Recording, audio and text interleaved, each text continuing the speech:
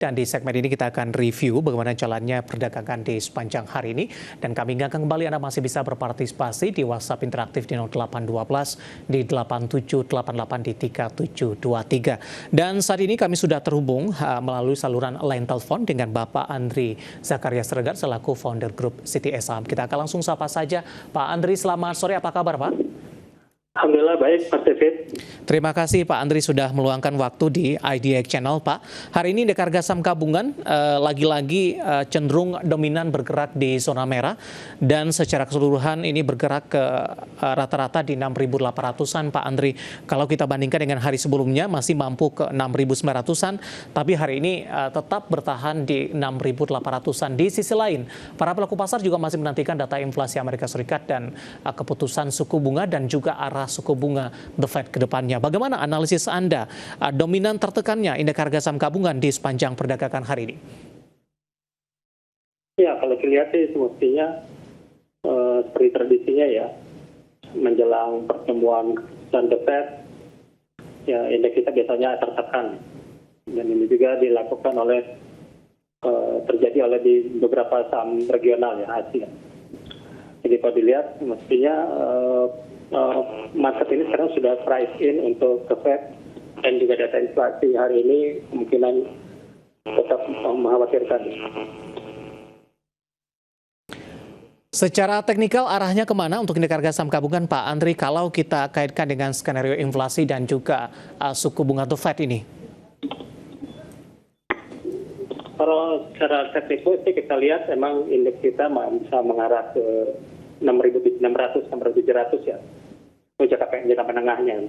Tapi kalau jangka pendek, saya pikir penurunan sudah terbatas ya, Mas David. Karena teknikalnya juga sudah di area oversold dan juga di secara counting wave-nya juga indeks kita sudah di wave koreksi 5 ya.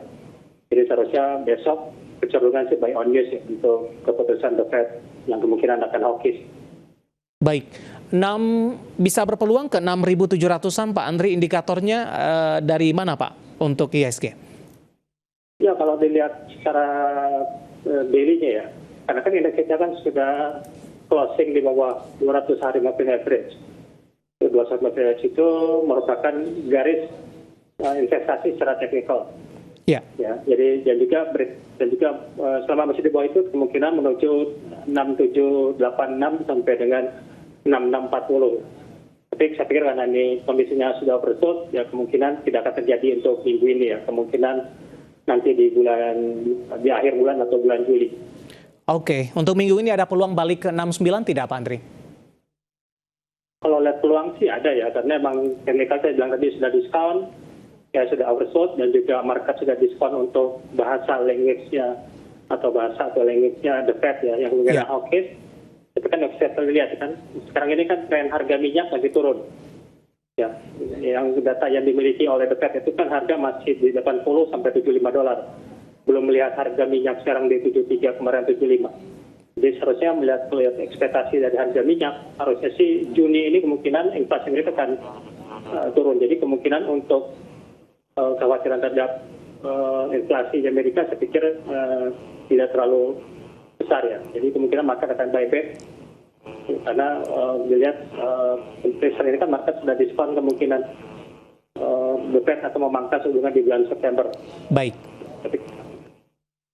Pak Andri, dari sisi pergerakan saham-saham dan juga sektoral, hari ini Brent kembali mencatatkan auto reject atas, Pak. Tapi belum mampu mengimbangi pelemahan dari beberapa saham big cap lainnya. Nah, tadi Anda katakan ada peluang pembalikan arah untuk indeks harga saham gabungan dalam jangka pendek ini. Perbankan big cap hari ini juga mengalami koreksi yang cukup dalam. Saya mau ke BMRI, Pak. Hari ini melemah di 3,27% dan sudah meninggalkan level 6.000-an untuk BMRI. Bagaimana analisis dan rekomendasi Anda untuk BMRI? Ya, seperti saya bilang tadi ya, kalau untuk jangka pendek sama seperti kayak indeks itu ya. Sudah tembus new low ya, kemarin indeks kita kan 68, 58 kalau salah. Sekarang low-nya 6821. Sama juga dengan sektor finance. Ya, sektor finance juga kalau dilihat emang lagi sudah break new low ya, kemarin sekarang masih 23, jadi artinya masih bisa untuk rebound dulu. Dan untuk besok ya, kemungkinan nanti itu akan turun lagi nanti setelah di minggu depan. Jadi melihat secara teknikal dari indeks dan juga dari Bank Mandiri, saya pikir kecenderungannya sudah oversold, kemungkinan ada technical rebound besok sebelum nanti minggu depan akan koreksi lagi, tapi itu juga terbatas. Oke, rekomendasinya untuk BMRI ketika di sesi pertama dibuka esok hari, Pak Andri? Ya, kalau untuk jangka pendek ini kita masih rekomend untuk speculative buy ya, untuk besok.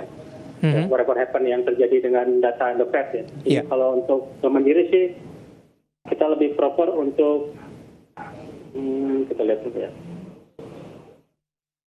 Untuk Mandiri ya, jadi mendingan kita buy breakout-nya di 6175 ya. Mendingan kita beli di atas dibandingkan kondisinya sekarang ini lagi menuju ke 5.800 sampai dengan 5.400 untuk minggu depan ya. Tapi kalau untuk besok kemungkinan ada rebound di weekend ini. Oke, buy and breakout lebih direkomendasikan untuk BMRI pemirsa. Koreksinya sudah cukup dalam, sudah oversold, tapi untuk mengamankan portofolio ataupun juga strategi investasi Anda lebih disarankan untuk buy and breakout ketika BMRI sudah menembus di level 6.175. Dan lagi-lagi keputusan investasi tetap ada di tangan pemirsa IDX Channel.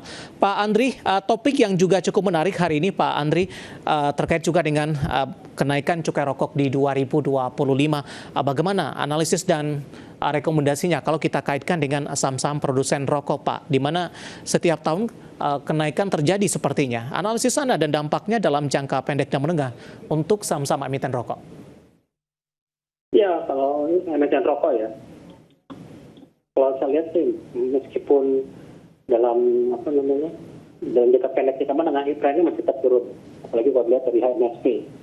Jadi kita lihat di teknikalnya, ini masih di wave koreksi 5, jadi artinya masih rawan untuk menuju di bawah 625 sampai dengan 550 ya untuk MSP. Gudang garam pun sama, ya, jadi tetap distribusi ini sudah mencerminkan price in ya untuk kenaikan harga rokok di tahun depan. Gudang garam pun juga kemungkinan bisa tembus ya di bawah supportnya di 17,50. Untuk rekomendasinya saat ini seperti apa, Pak Andri? Kalau untuk hari ini kita belum rekomend ya, meskipun ada tekanan rebound itu saya pikir tidak terlalu banyak. Jadi mendingan proper untuk kita buy on weakness atau menunggu sampai bottomnya di bawah. Kalau untuk MSP kita supportnya di 600 sampai 625. Ya. Kalau untuk gudang garam kita nunggu tembus dulu di bawah 17.650 baru kita masuk nanti di antara 16.300 sampai 16.500. Baik. Analisis untuk saham-saham produsen rokok yang hari ini mengalami tekanan yang cukup dalam, pemirsa, tidak hanya hari ini, tapi secara historisnya dalam beberapa waktu terakhir, tekanan dalam secara teknikal untuk saham-saham produsen rokok sudah terjadi. Sebelum kita update posisi penutupan sesi kedua di hari ini, Pak Andri, saya punya satu pertanyaan terlebih dahulu, terkait juga dengan Morgan Stanley, Pak, terhadap dari posisi pasar saham Indonesia menjadi underweight. Apakah ini akan mempengaruhi secara signifikan tidak, Pak Andri? Singkat saja, Pak. Sebenarnya sudah dicerminkan di harga sekarang ya. Ya. Oke. Jadi kalau saya lihat untuk jangka pendek ini emang saya bilang sudah mulai bottoming, tapi untuk jangka menengah memang tren indeks kita masih belum bottom. Baik, sudah tercermin di posisi IHSG sekarang yang sudah mengalami koreksi yang cukup dalam.